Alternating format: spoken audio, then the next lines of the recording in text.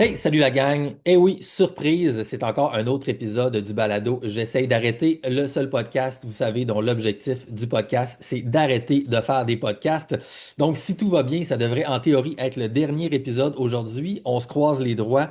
Mais si vous êtes nouveau ici cette semaine avec nous à cause peut-être du sujet ou de notre invité de la semaine, faut que vous sachiez que, on fait ici des podcasts à temps partiel depuis 2016 sur ma chaîne et c'est plus une maladie qu'un désir, honnêtement.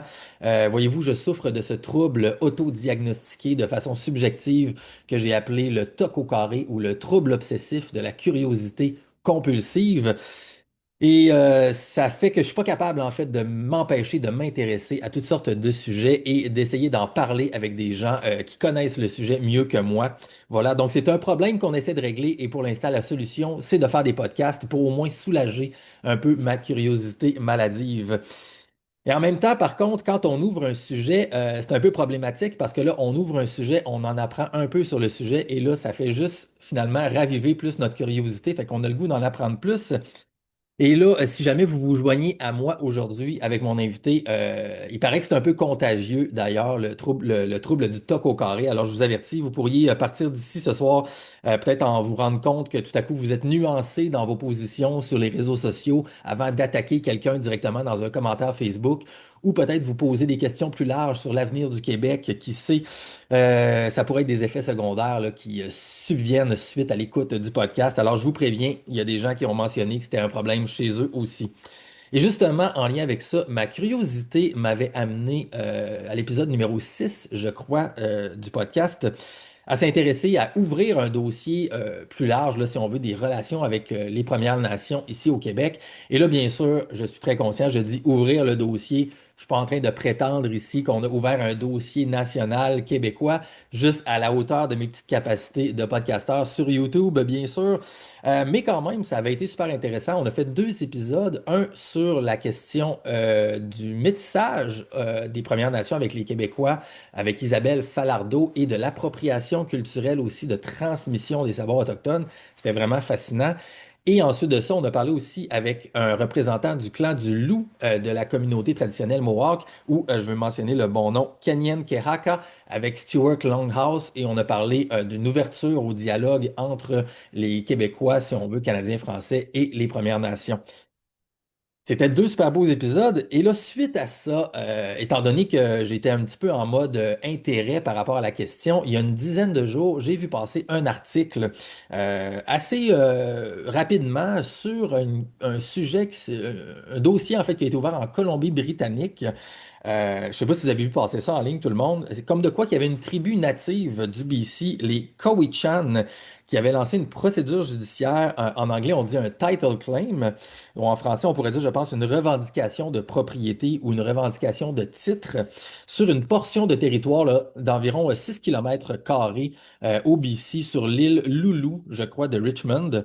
Donc, je ne suis pas très familier avec le dossier, mais la Cour suprême avait jugé en leur faveur là-bas et ça a lancé quand même une controverse gouvernementale provinciale au BC. Et il y a même des gens, des résidents de ce territoire-là qui ont parlé sur les réseaux sociaux, qui avaient peur de se faire exproprier de leur terre à cause que là, on redonnait peut-être la terre aux Premières Nations, quelque chose comme ça. Encore là, je ne veux pas m'aventurer dans les détails, je ne connais pas le dossier en profondeur. Mais j'avais vu passer ça, et là, tu te dis, bon, c'est intéressant, mais c'est loin, c'est à l'autre bout, c'est dans le Rock, c'est les Anglais, c'est au BC, ça ne nous touche pas tant que ça. Mais là, la semaine suivante, là, j'ai vu un autre article passer ici au Québec, et c'est de ça qu'on va parler aujourd'hui. En fait, notre invité d'aujourd'hui a lancé un peu un projet similaire, si on veut, dans le coin de Gatineau, donc à Maniwaki. Et je crois que c'est aussi une revendication de propriété au Québec. Et ça a été médiatisé par la chaîne APT News, qui donne des chaînes sur les Premières Nations ici au Québec. Et dans l'article en question, on pouvait lire, c'est ma traduction libre de la part de notre invité aujourd'hui. J'ouvre les guillemets, des milliards de dollars ont été extraits de nos terres avec des retours très limités pour nos communautés. Tous les barrages construits sur notre territoire ont été faits sans l'approbation de notre peuple. Nous n'avons donc jamais été compensés pour cela. Fermez les guillemets.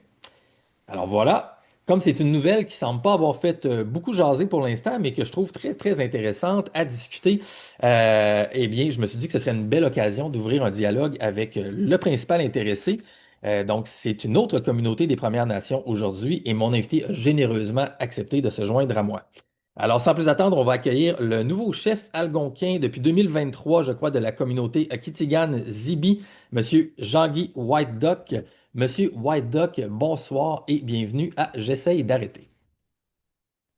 Bonsoir. Moi, ça fait beaucoup d'années que je suis chef ici. Ça dépasse 35 ans déjà. Oh, pour vrai? J'ai été élu à plusieurs reprises. J'ai parti un bout de temps, puis j'ai revenu dernièrement. Oui.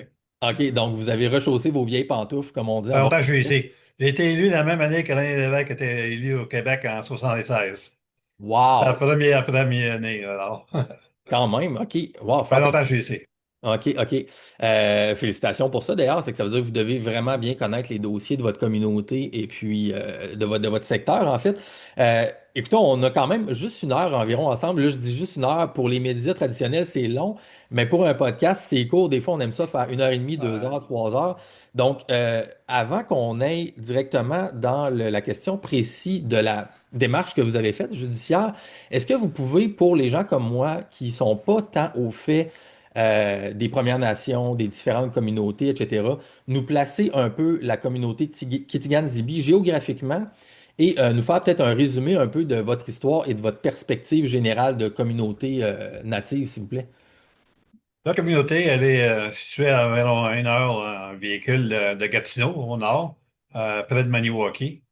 Et nous sommes 9 communautés algonquines au Québec, dans l'Ouest Québec. Il y en a une en Ontario, Pequawakanagan.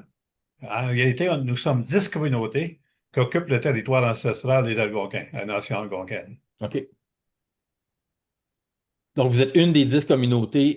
C'est On est la plus grosse au niveau de superficie. Comme réserve, c'est une réserve qui a été structurée avant la Confédération. Notre réserve a été mise en place en 1853.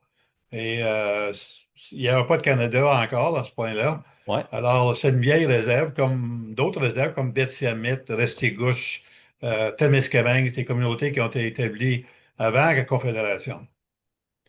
Alors pour nous, qu'est-ce qui arrive dans nos territoires? On n'a jamais essayé de traiter avec le Canada, le régime français, le régime britannique. Et il n'y a jamais eu de traité. On est comme au BC, plus ou moins. Il y a eu des traités au Québec avec les Cris seulement. Mais pour les communautés dans le sud, les Atikamekw, les Inuits, les Algonquins, il n'y en a pas de traité. Et les territoires revendiqués n'ont jamais été cédés. Alors, nous autres, on réclame que le titre existe toujours. Alors, les Algonquins ont occupé la vallée de l'Outaouais, ces deux rives, le nord et le sud, toutes les rivières qui viennent du nord et du sud qui tombent dans la rivière de l'Outaouais, c'est les territoires algonquins. Et on revendique présentement notre claim qu'on fait, c'est sur certaines portions des territoires en question. On n'a pas tout pris le territoire, l'ensemble des territoires. On a voulu faire un test sur certains sites qui sont juste au sud et autour de nous. Alors, qu'est-ce qui arrive pour les Algonquins, comme les autres communautés au Québec, les Inuits et les Atikamekw, il n'y a jamais eu de cession ou de traité. Et il y a eu en 1759 une entente faite avec le régime britannique avant que le régime français tombe. Les Algonquins ont accepté de rester nuls dans la guerre contre les Anglais et les Français, avec une entente que, une fois que la guerre est réglée, vous allez être capable de bénéficier de vos territoires, comme avant. Et les Algonquins ont resté nuls avec d'autres communautés. Il y a eu le traité de Sogochi dans le temps, et le régime français tombe. Les régimes français, si on n'a pas les alliés autochtones, on n'a pas de puissance pour battre les Anglais, et le régime français tombe. Le régime anglais prend contrôle, et tout après, les régimes anglais ne respectent pas les ententes qu'ils avaient faites avec les Algonquins et d'autres nations. Et en 1763, il y a eu beaucoup de plaintes faites au système britannique. En 1763, on a passé la proclamation royale. La proclamation royale dit, si on prend vos terres, vous allez céder les terres à la couronne et de là, on va vendre. Pour les Algonquins, les Atikamekw et les Montagnais, ça n'a jamais passé. Il n'y a jamais eu de cession à la couronne des terres. Alors, en grande partie du territoire du Québec est grévé, d'après moi, de titres autochtones. Alors, il faut le régler, ce là. c'est pas pour déplacer personne ou faire perdre les territoires des maisons, tout ça. C'est pour régler le problème. Il y a un problème politique qui n'est pas réglé avec les instances fédérales, provinciales. Pour nous, ça touche l'Ontario, ça touche le Québec. Ouais. Et pour les Inuits, ça peut toucher le Labrador, le Terre-Neuve, puis le Québec. Alors, c'est un problème qui n'est pas réglé. La Cour suprême au BC a fait des décisions dans les dernières années. Il y a eu des décisions importantes de fait. Il y a eu des causes où ils ont reconnu le titre. Alors, nous autres, ça fait longtemps qu'on essaie de négocier une revendication globale, mais le gouvernement refuse de négocier seulement avec une communauté. Il négocie en Ontario, mais pas avec nous. Puis, on n'a jamais réglé tous les barrages qui ont été bâtis en notre territoire, ont été déplacés, le réservoir Bascatane, ont été déplacés et mis sur une réserve. C'est le régime britannique qui a fait ça. Alors, la question fondamentale, le fond des terres, est loin de régler. Alors, Québec parle de se séparer et de devenir un pays indépendant. La question autochtone, il faut qu'elle soit adressée. Il s'est jamais été adressé jusqu'à date dans le sud du Québec. Excellent. Ah, merci beaucoup pour le résumé. C'est vraiment, c'est éclairant en fait. Là, tu sais, comme je vous dis, moi, je suis quelqu'un qui s'intéresse à ça, mais tu sais, de loin et de d'autres perspectives. Donc, l'aspect historique au niveau des dates et tout ça, c'est pas tant quelque chose que je connaissais, et surtout provenant de votre point de vue à vous. Tu sais, puis en même temps, c'est le fun. Ben, je dis c'est le fun, c'est des dossiers controversés, mais quand on s'intéresse à ces questions-là, c'est intéressant en fait parce que ça touche à beaucoup de sujets en même temps. Tu sais, l'histoire, la politique, la sociologie et la population aussi, la nation du Québec. Qu'est-ce que c'est qu'une nation au Québec? Donc, vous, dans le fond, par rapport à votre perspective, quand j'imagine que vous avez entendu ça dans les 5 à 10 dernières années, quand il y a des maires ou des représentants politiques, exemple, et tout ça, qui vont faire des discours, qui vont dire on est présentement sur territoire non cédé, etc., autochtone, vous, ça vous parle. Vous trouvez que c'est juste et que en Oui, effet, c'est le cas, j'imagine. je suis d'accord qu'on fait des commentaires qui n'ont aucun de fond. Là. C'est juste des belles paroles qui ne veulent rien dire. Il faut se rappeler qu'au Québec, les Algonquins et d'autres nations sont bien documentés. On a tout un historique bien détaillé, beaucoup plus que au BC. Au BC, ils sont pas des. Nous autres, on a tout un historique bien détaillé. Il y a des documentations qui existent avec le régime français et le régime britannique aussi. C'est bien documenté, ça va être la preuve, va être mise en cours. On va te montrer il y a une base réelle pour notre argumentation. Alors, nous autres, on se croit beaucoup plus placés que le BC pour OK. défendre notre cause au niveau du site. OK, OK. Et là, dans le fond, fait que là, c'est ça, c'est une procédure judiciaire présentement. Et à quoi vous vous attendez? Si, mettons, on regarde la demande concrète au niveau technique, à quoi vous vous attendez dans les prochaines semaines ou prochains mois par rapport au processus en tant que tel? Peu importe de quelle opinion nous sommes par rapport à ça, au niveau de la procédure, mettons. La procédure va prendre beaucoup d'années. L'argumentation Question peut d'année. durer un an ou deux. C'est pas c'est un gros dossier qui va prendre beaucoup d'argumentation ces deux bords et va prendre beaucoup de temps. Mais qu'est-ce qu'on s'attend nous autres, de tout ça si le titre est reconnu, qu'on devient des vrais partenaires pour gérer nos territoires? On ne veut pas avoir un chèque en blanc. On veut gérer nos territoires ensemble. On va s'assurer que ce qui se fait à ces territoires, c'est basé sur un rendement soutenu, réel, que ce soit de la chasse, de la pêche ou la forêt, les mines, les cours d'eau. On veut qu'on ait un mot à dire dans le développement et que des retombées viennent chez nous en port, un port équitable, qui nous appartient également. Alors, c'est ça qu'on demande, qu'on soit des partenaires réels dans tout ça. Pas juste des membres d'une communauté autochtone qui demeurent dans une réserve, là. Aussitôt qu'on sort en dehors de réserve, on n'a aucun droit en dehors de nos territoires. Nos territoires, on n'a jamais éteint le titre. Alors, nous autres, on dit que nos droits continuent à exister partout dans le territoire. Ouais, OK. Donc, ça veut dire que, évidemment, le sous-texte en dessous de ça, c'est que présentement, vous trouvez que vous n'avez pas votre juste part. Donc, les deals présentement sont mal faits ou ont jamais été même acceptés par vos communautés à la base. Donc, est-ce que vous êtes... Faut s'appeler que le gouvernement fédéral a monté deux politiques, une politique de revendication particulière et de revendication globale. On n'est pas d'accord avec la politique. La politique de revendication globale oblige les Premières Nations qui signent les ententes qui éteignent leurs droits.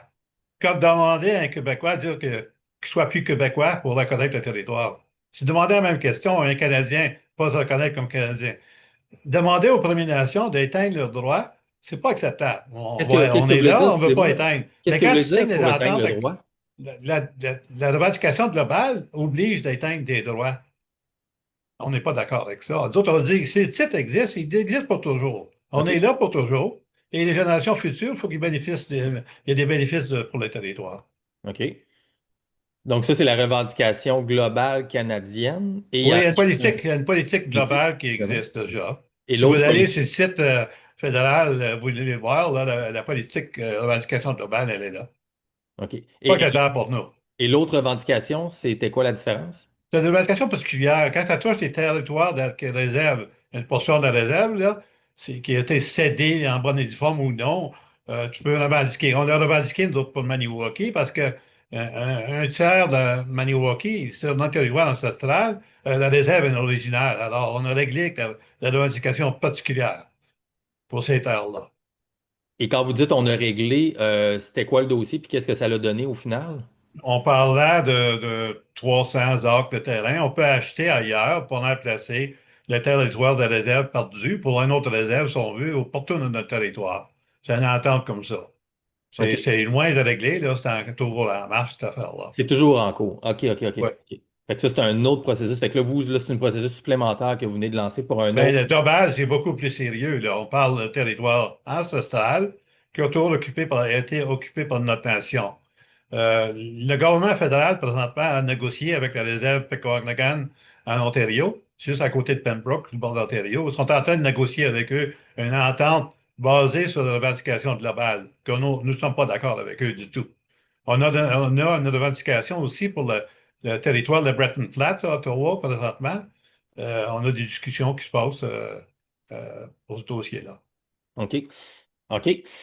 Et par rapport à ce que vous avez dit tout à l'heure, tu sais, justement, la question de propriété, de gens qui restent sur les territoires, même d'entreprises, quelque chose comme ça, pouvez-vous me dire, dans un monde idéal, en fait, quand vous parlez d'être partenaire et tout ça, c'est quoi la situation idéale et qu'est-ce que ça peut impliquer s'il y a des choses qui peuvent être impliquées justement pour les gens qui sont sur ces territoires-là ou des entreprises ou autres? Ça implique que nous sommes un partenaire égal avec les instances fédérales provinciales.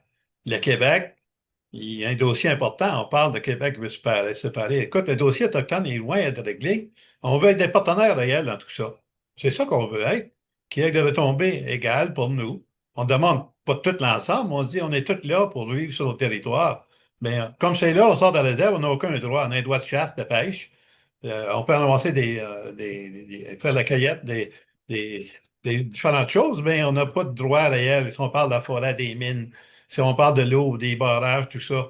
À la baie James, on a signé des ententes, on a payé les cris pour les barrages qu'on a faits. Pour nous aussi, au sud du Québec, on n'a jamais été payé pour toutes les lignes électriques qui passent sur nos territoires.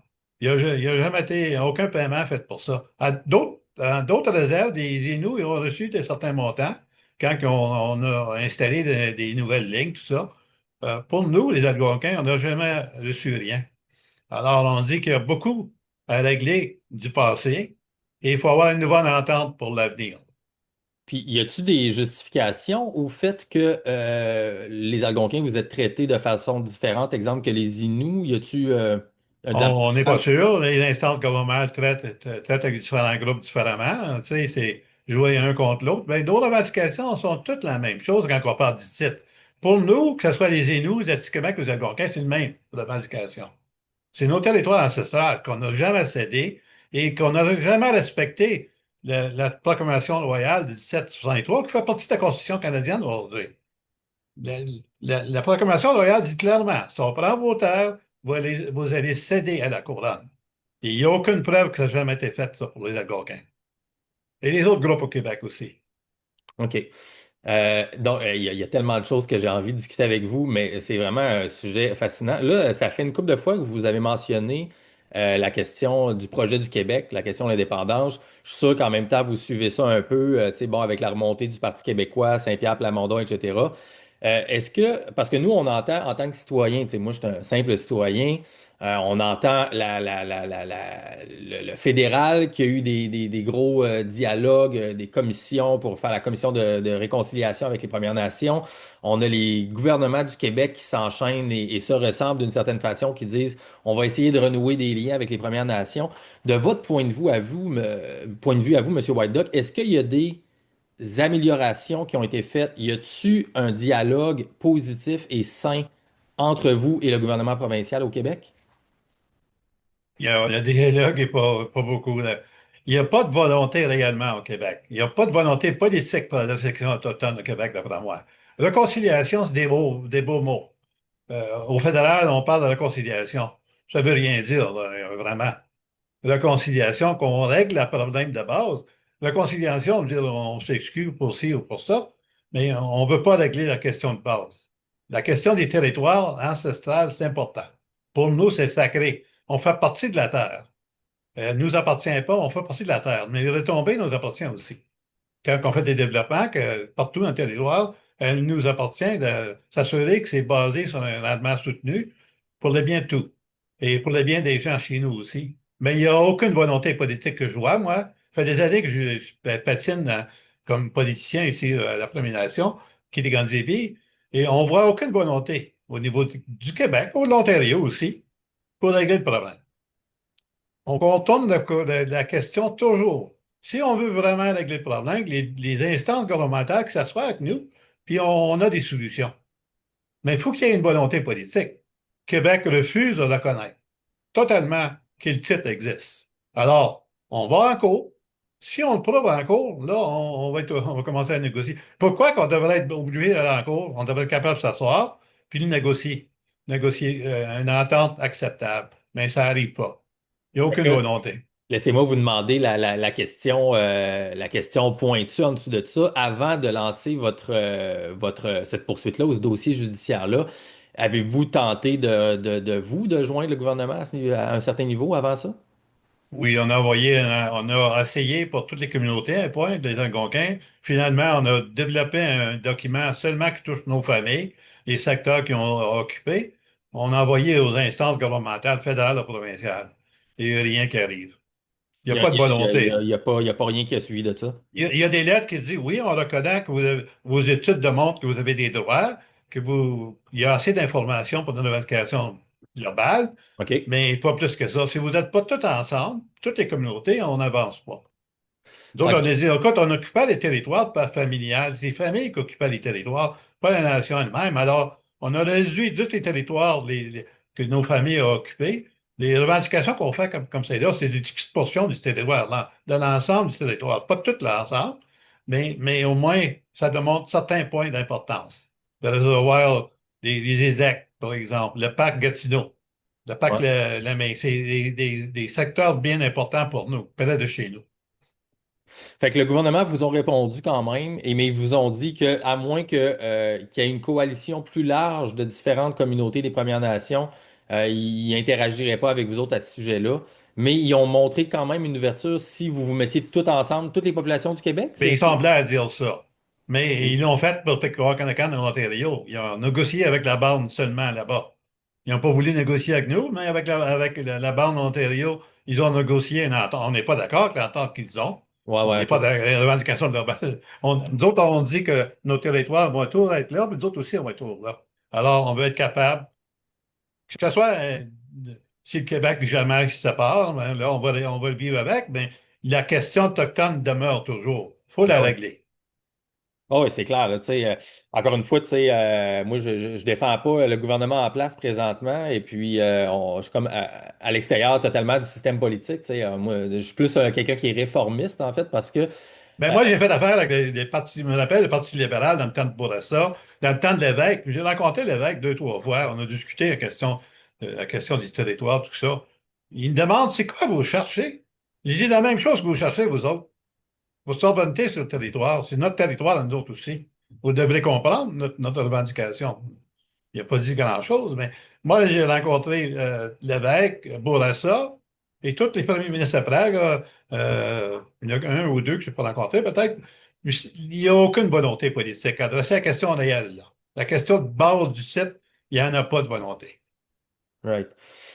Fait que c'est sûr que là, bon, dans l'objectif d'avoir une vision justement là, tu sais, pour essayer de réfléchir à comment est-ce que ces choses-là peuvent changer. Ben, avant de changer un petit peu, restons quand même sur le dossier présentement. Y a-t-il des détails, d'autres détails par rapport à ce dossier-là qui sont importants de mentionner précisément là, par rapport aux Algonquins et votre territoire, ou autre chose que vous voudriez ajouter vraiment sur qu'est-ce Je qui est. crois que tous les détails à la Cour ils vont être là. Toutes les preuves vont être mises sur la table. Nous avons beaucoup de preuves et le Québec ont toute cette information-là, je suis sûr. Ils ont fait beaucoup d'études sur la question des autres. Dans le temps de René Lévesque, ils ont fait beaucoup d'études sur la question des droits des Autochtones. Et ils ont la documentation. C'est pas comme ça n'existe pas. Le gouvernement en place le savent, qu'on n'a jamais cédé les territoires. Et pour moi, le territoire nous appartient toujours. Les Algonquins, leur secteur nous appartient, les Inuits, aux autres aussi, et les Atikamekw aussi. Ouais. Dans le fond, votre dossier, votre poursuite, c'est-tu le gouvernement du Québec ou c'est le gouvernement fédéral ou Ils c'est sont tous touchés. Mais les deux? vraiment, c'est le fédéral qui est responsable. Si on regarde dans la Constitution, c'est lui qui est responsable pour les Autochtones. Ouais. Mais il ne porte pas ce culotte. Il ne prend pas sa responsabilité sérieusement. Alors, la chose touche le Québec, va toucher l'Ontario aussi, éventuellement, et le Canada. Ça touche toutes les instances gouvernementales. Et pas les gouvernements régionaux.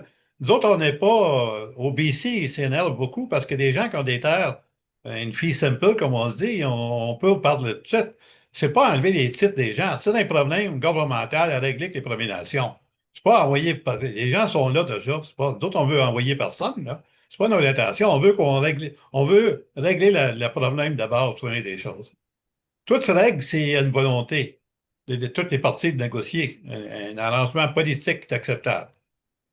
Ben, il me semble qu'aussi, ça devrait être clairement la solution. Tu sais, quand il y a une volonté de désir, une volonté de dialogue et une volonté aussi de compromis, veut pas, tu sais, quand dans des dossiers complexes comme ça qui traînent depuis des décennies, probablement qu'il faut que les deux parties un peu mettent de l'eau dans leur vin, comme on dit. Ben, Euh, on a vu la situation de la loi de la forêt, là, pour la forêt, qu'on a vu passer une nouvelle loi pour gérer la forêt au Québec. OK, non, je pense pas que je connais Premières le dossier. Nations, les Premières Nations n'ont jamais été consultées. Alors, on passe une loi sans consulter. Ils ont l'obligation de consulter. Ah, dans la Mais ils ne l'ont dernière jamais année, là, fait. on parle, là, je pense, là. Oui, oui. Ah oui, OK. Fait que là, il n'y Les a pas eu de Premières Nations, les consultation. Premières Nations étaient complètement contre ça. Ils disaient, écoute, vous n'avez pas négocié, consulté les Premières Nations du tout, et vous me passez une loi. C'est comme dire, vous n'avez aucun droit de votre territoire, on vit sur le territoire. Les Atikamekw, on dit, écoute, on n'est pas d'accord avec ça. Et les Algonquins, les Inuits aussi, on n'était pas d'accord avec ça. S'il y avait eu une bonne consultation, je pense, et peut-être qu'il aurait pu avoir une meilleure entente. Ben, c'est ça, puis, tu sais, puis en faisant ça, quand on consulte, puis c'est qu'on se prévient des problèmes futurs, tu sais. C'est ça qui est étonnant de notre côté, c'est qu'au fil du temps, en tout cas en tant que citoyen, encore une fois, on a l'impression que c'est toujours les problèmes qui sont repoussés dans le futur, de gouvernement en gouvernement. Et puis à un moment donné, on a l'impression, ben là, ça tourne en rond et même les gens perdent intérêt, perdent patience et ça crée plus de conflits que d'autres choses parce que les choses sont jamais clarifiées. Et tout le monde reste divisé à l'interne sur le territoire du Québec. Tu sais, c'est pas Fait constructif pour personne. Tu sais. quand on parlait de forêt, ça fait des années donc on en parle, on dit les dettes d'avance que la province a, il devait avoir une certaine retombée qui viennent aux Premières Nations aussi. Il n'y en a pas. Toutes les compagnies forestières font des coupes à blanc qu'on n'est pas d'accord avec. On dit comment on fait l'exploitation, c'est pas toujours acceptable. Et on le fait. Et le dommage est là. C'est d'autres qu'on vit dans le territoire. On n'a rien pour ça. Alors, il faut mieux gérer la forêt, d'après moi. On gère mal les forêts et il faut mieux gérer puis basé sur un rendement soutenu. Mais là, avec M. Trump, peut-être qu'il y a moins de coupes, là, parce qu'il vit les tarifs, là. Tout ça, c'est un impact, un gros impact au niveau de la forêt. Ouais, ouais, ça, c'est intéressant que même vous, en tant que Première Nation, vous pouvez ressentir l'impact potentiel des décisions de Trump. Ben, ça adore parce que si on regarde dans notre propre coin, ici à Maniwaki, l'usine principale est fermée. Alors, beaucoup d'emplois que ça touche. Ça a été fermé récemment? Oui, ça a fermé juste au mois d'octobre, là, c'est fermé. Euh, Parce que et, et- le marché est pas bon. Alors, moi, qu'est-ce que j'aime pas aussi, que je vois, je regarde les usines, on a deux usines principales. Ici, on a Louisiana-Pacifique, puis avait résolu. Ces usines-là appartiennent aux Chinois. Ils n'appartiennent pas aux Québécois. Ouais. Ils viennent exploiter nos territoires, prendre leurs ressources, tous les profits qu'ils prennent, ils l'amènent ailleurs. Et ça appartient aux Chinois. Moi, je trouve ça épouvantable. Je dis, au Québec, les usines devraient appartenir aux Québécois, au moins. Et les Premières Nations aussi devraient avoir ces usines-là.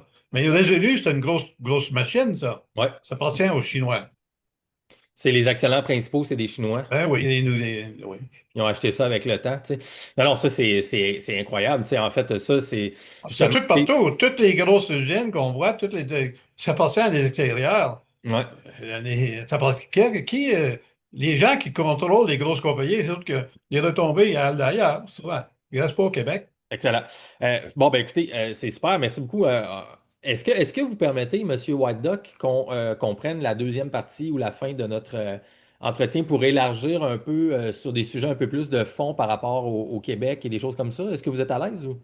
Oui, allez-y. OK. Puis encore une fois, sentez-vous à l'aise, tu sais, mais je suis curieux en fait de mon intérêt, tu sais, c'est vraiment aussi pour essayer de voir comment est-ce qu'on peut changer les choses. Donc, de un, on a parlé, la volonté politique, ça prend ça.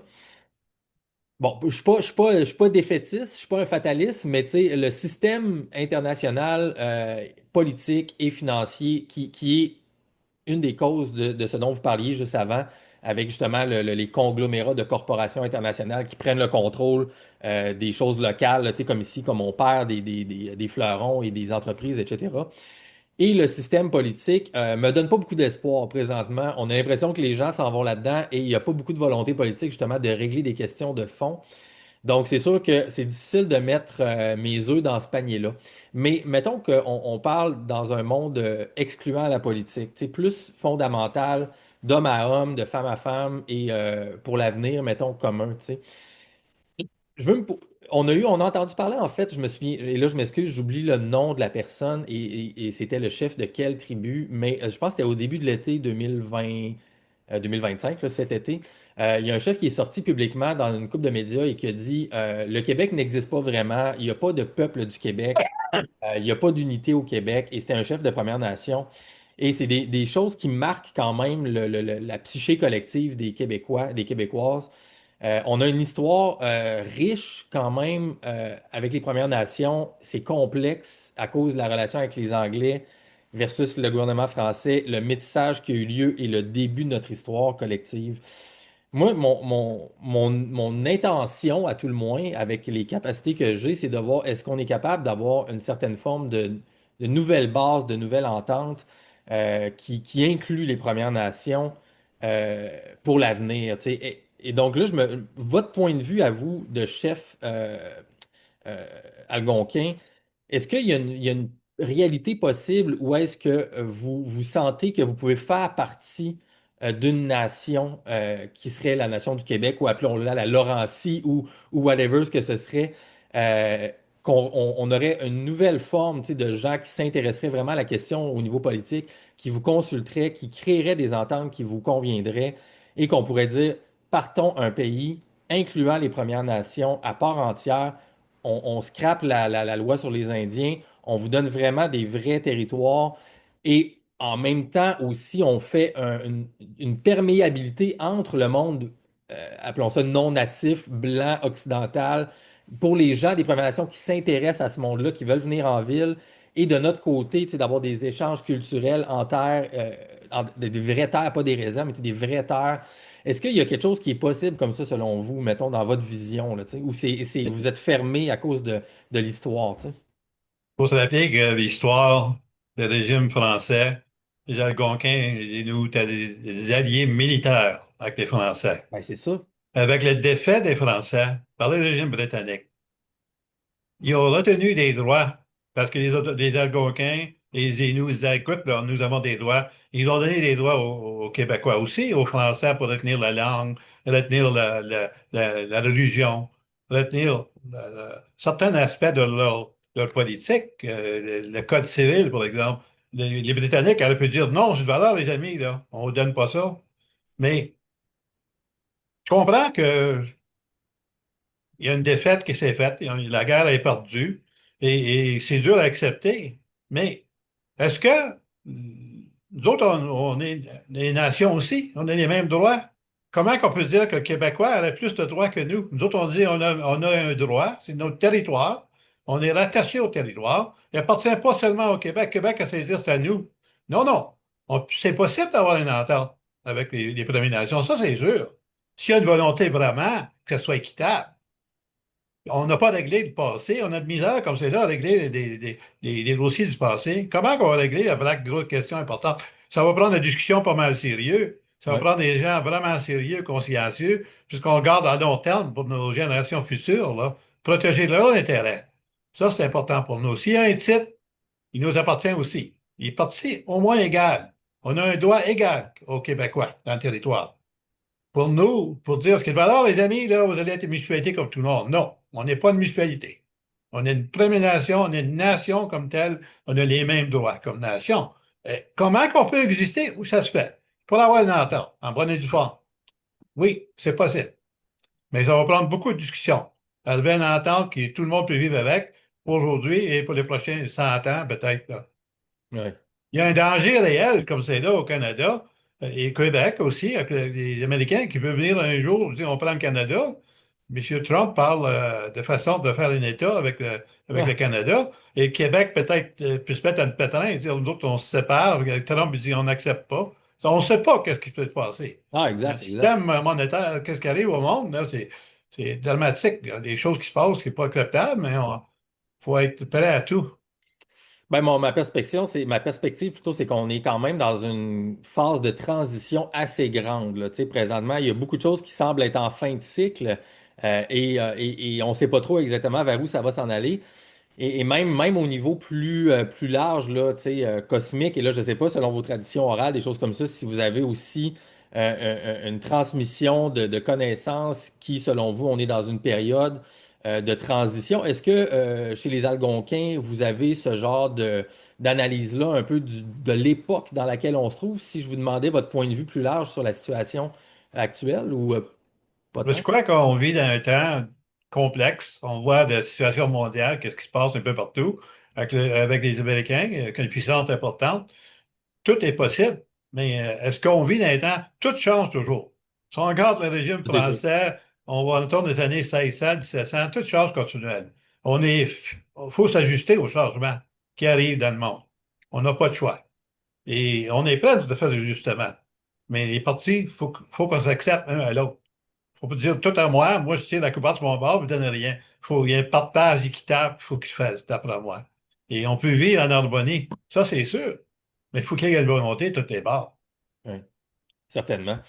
Euh, Puis en même temps, tu sais, moi, bon, tu sais, je suis un Québécois dit de souche, mais tu sais, évidemment, pas de la souche aussi profonde que vous. Tu sais, là, je parle de termes colloquiaux qu'on appelle des termes traditionnels canadiens-français. Moi, je suis du Saguenay-Lac-Saint-Jean, tu sais, mais en grandissant, tu sais, j'ai grandi, j'ai vécu à Québec beaucoup, j'ai vécu 11 ans à Montréal, j'ai vu quand même et j'ai travaillé dans beaucoup de différents groupes de gens, tu sais, autant dans les milieux plus communautaires qu'artistiques que d'entreprises aussi et industrielles. Et ma perception, c'est que les gens sont très divisés, même au Québec francophone, par rapport à la question des Premières Nations. Il y a des gens qui sont dans le mode, tu sais, on ne se le cachera pas, là. Il y a des gens beaucoup plus conservateurs qui sont là, qui disent, c'est nous autres qui avons amené la modernité chez les Autochtones, on les a civilisés, puis tu sais, ils parlent comme ça, là, tu sais. Et sans nous, ils ne seraient pas, il y aurait pas accès à toute la technologie, etc. Il y a tout ça là-dedans. Il y a des gens qui sont hyper dans le côté un peu de l'autre bord, quasiment too much, là, tu sais, qui sont un peu comme vous disiez tantôt, les paroles vides, là, tu sais, qui font des signalements de vertu. C'est pas à nous autres, c'est aux Premières Nations, etc. C'est leur terre, arrêtez, mais en même temps, ils font rien non plus. Fait que les gens sont très Ouais, divisés par rapport à. Oui, excusez-moi, allez-y. quand on parle de civilisé, c'est quoi ça veut dire, ça, Ah, je vous civilisé? dis pas que je suis d'accord avec ça, là, tu sais. On se demande souvent, quand on regarde le bord, est-ce que les gens sont vraiment civilisés? On questionne, est-ce que c'est vraiment civilisé? Euh, la question autochtone demeure toujours pareille. Elle est là, il faut la régler, faut négocier, d'après moi, toutes les parties. Mais il y a des gens qui disent que oh, vous n'avez aucun droit, vous êtes Québécois comme tout le monde, vous Ouais, êtes c'est ça. Canadien comme tout le monde. Ouais. Il y a des gens qui disent ça, on le sait, on attend tous les jours. Mais c'est pas vrai, les réserves sont encore là, fonctionnent encore. On voit les réactions des gens sur le terrain, gang de sauvages, gars qui fait encore, ils bloquent les feux de route, ils font des choses comme ça. Ouais, On ouais. entend ça souvent. Mais les gens cherchent seulement à avoir leur place dans leur propre territoire. Tu sais, que ce soit les Atikamekw, les Algonquins, les Inuits, la même chose. On cherche tous la même chose, à être respectés dans notre territoire. Alors, nous sommes des nations, nous avons des droits, le titre est là, et comment qu'on a trouvé une façon de coexister ensemble, c'est important. Je pense qu'en réconciliation, là, on est loin de là. Est-ce qu'il y a une volonté vraiment? Je ne suis pas convaincu jusqu'à date. Ben, en tout cas, il y en a Mais, une ici. J'ai une expérience N de un, mais en tout cas, il y en a au moins un. oui, Mais, oui. je disais qu'on est très divisé, tu sais, c'est sûr, tu sais. Ben, Puis, on est divisé, par exemple, tu sais, les Premières Nations aussi. Dans les Premières Nations, hey, c'est si ça, on prend la c'est nation, ça que je il y voulais a vous des demander, divisions en là fait, c'est ça. aussi. Pas tout le monde est d'accord. Il y a des gens à gauche et à droite. Dans toute Exact. société, on a ce problème-là. Est-ce qu'on peut venir middle of the road, comme on dit? Ça laisse savoir. C'est ça que je voulais Mais vous demander, en fait, parce que ma perception, puis, tu sais, encore une fois, je connais pas beaucoup le dossier, je veux pas du tout avoir des prétentions de faire, je connais, c'est pas du tout le cas, là, tu sais. Mais de ce que j'ai vu, il y a différents glands, tu sais, il y en a qui sont, qui ont le désir de participer à la société. Il y en a qui aiment pas du tout le concept des réserves et des clans, des chefs, des concepts, des conseils de bande. Il y en a qui disent non, non, nous autres, on est des clans à part de ça. Et il y a même, je pense, du jugement des fois à l'intérieur des Premières Nations. Et il y a toute la question métisse aussi qui est même controversée, je pense, dans vos clans. Donc, vous, est-ce que vous avez, en fait, selon vous, à l'intérieur des Premières Nations aussi des tentatives de dialogue, de réconciliation pour vous-même, si on veut faire ce travail-là à l'interne? Je sais que c'est une question controversée, mais je vous la lance quand même. le problème qu'on a, c'est les communautés métisses au Québec, et ça n'existe pas formellement. Les gens Ouais. disent qu'on est des communautés métisses. La loi des Indiens, comme elle existe, c'est une loi on a bâti des réserves, c'est des camps de concentration pour enlever les Premières Nations sur le territoire, pour les contrôler. Les gens ne comprennent pas les règles qui ont été mises en place. On n'avait pas le droit d'engager un avocat dans les années 60. Avant ça, on n'avait pas le droit de vote. Bon, Ouais. c'était un régime militaire, on a mis des réserves, un camp de concentration en réalité. Les gens ne comprennent pas ça. La police patrouillait les réserves continuelles. S'assurer. Et si tu Ouais. voulais partir, ça prenait une autorité spéciale, l'argent. Les gens ont vécu une situation épouvantable. On était des gens libres, dont on vivait sur ce territoire, on faisait ce qu'on voulait avec nos familles. Il n'y a personne qui nous disait quoi faire. Là, tout à coup, boum, on bâtit un régime, on les met sur la réserve, on les contrôle. Ça n'a jamais été. C'est pas de même qu'on vivait sur le territoire. Non, non, c'est clair, c'est clair. Ça, en tout cas, pour des gens comme moi, Les gens ne comprennent pas, par exemple. horrible là, ce qui s'est passé pour les Premières Nations, là, tu sais. Ça, on peut. Beaucoup de gens ne comprennent pas ça, qu'est-ce qui s'est passé. Les écoles résidentielles, les écoles de réserve, c'était le même processus, là. Assimiler et tuer l'Indien. Tuer l'Indien dans l'Indien. Comme on dit, kill Ouais, the ouais, Indian in the exactement. Indian. C'est ça Tuer l'intention. l'instinct, la nature de Ben oui, on la voit le nature monde autochtone. différemment, parce que le fait qu'on voyait le monde différemment, c'était pas bon. Bon, écoute, tout le monde doit voir le monde comme il veut. Tu sais, Mais là, laissez-moi pousser un petit peu plus, là, alors qu'il nous reste peut-être 5-7 minutes, avec une dernière de couple de questions dans le même sujet. Euh, bon, ma perspective, puis dites-moi si je me trompe ou comment vous voyez ça, parce que là, de notre côté, mettons que je parle là, du extérieur des réserves dans le monde du Québec, mettons là, il y a une grosse question présentement, c'est l'immigration. Là, les seuils d'immigration sont phénoménales présentement. La société est en train de se transformer démographiquement énormément. Et donc là, le Québec blanc, mettons, là, Canadien, français, là, je parle en général, là, juste pour faire des mots, là, se fait coloniser d'une certaine façon par l'immigration présentement. Il y a comme une peur qui est là et tranquillement, ça crée des remous. Et chez les immigrants avec qui on parle, et même des immigrants de plusieurs générations, et même des Canadiens anglais, beaucoup aussi qui sont là, ils nous voient, donc les Canadiens français, les Blancs de souche, mettons exemple, comme les mêmes gens qui ont participé à ce système-là de réserve, de camps de concentration, euh, quasiment là, à ciel ouvert, là, en gros mots, et de pensionnats, etc. Donc, ma c'est le perception, régime c'est anglais que qui a c'est le fait ça. régime anglais fédéral qui a fait ça. Votre perception à vous, est-ce que historiquement, le gouvernement du Québec et le Québec vous auraient fait la même chose selon vous, ou c'est vraiment le fédéral qui a imposé ça sur vous? Est-ce que vous Pas le avez fédéral, une faut se perception rappeler. différente du Québec dans votre histoire, Il faut se l'association rappeler avec ça? qu'avant que le gouvernement fédéral ait été mis en place, c'était le régime britannique. a tombé le régime français, le régime britannique, c'est lui qui a mis ça en place. C'est le régime britannique qui a mis les réserves en place. Il a fait ça dans l'Australie, il a fait ça partout au monde où qui ont été qui ont occupé. Ils ont mis des réserves pendant. Alors, c'est un système britannique en réalité. C'est pas les Québécois qui ont fait ça. Les Ben, c'est ça, mais Québécois, je suis content que vous le dites parce que. le régime d'immigration qu'on a en place, moi, me questionne beaucoup. Je voyage beaucoup en ville. Moi, j'ai travaillé partout au Québec. J'ai travaillé à Cheverville, j'ai passé 5-6 ans à Coudouac, partout. J'ai OK. voyagé beaucoup, beaucoup. J'ai travaillé comme pilote de brousse beaucoup d'années. Alors, j'ai une bonne connaissance du territoire. Beaucoup de Québécois n'ont jamais connu le territoire. C'est un grand territoire au nord. Il y a beaucoup de potentiel économique, mais Ouais. quand on regarde ça, l'immigration comme elle est, c'est pas acceptable. Moi, quand je voyage à Gatineau, j'ai rien contre les Noirs. J'ai rien contre les Noirs et d'autres races. Mais on voit beaucoup, beaucoup de Noirs de plus en plus partout. Ah Qu'est-ce oui, qui se passe? Qu'est-ce qui se passe? À Gatineau, il y en a partout. Puis ici, à Maniwaki, on n'en avait pas 10-15 ans passés. Je suis pas contre ces gens-là. Mais notre système d'immigration, c'est questionnable. Qui qu'on veut amener ici?